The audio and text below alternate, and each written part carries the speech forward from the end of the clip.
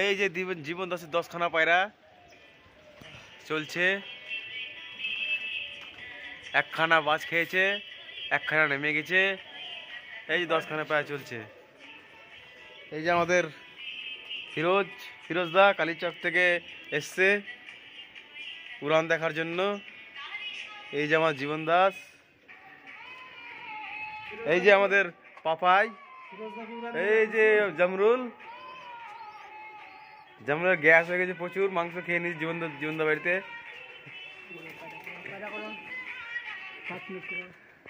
এই যে পায়রা 5-10 মিনিট ধরে থাকো, বাবা হাত লেগে যাবে,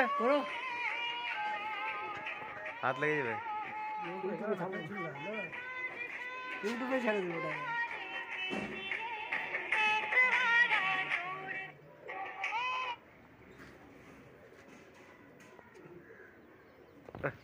हाथ ले गला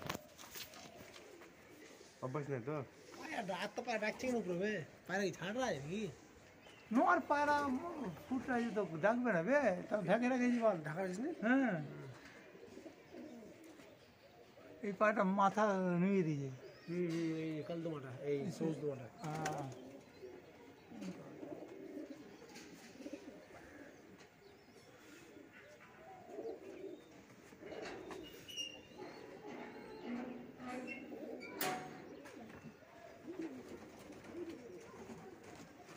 Давай пальцы ваши. А? Просто чего ты?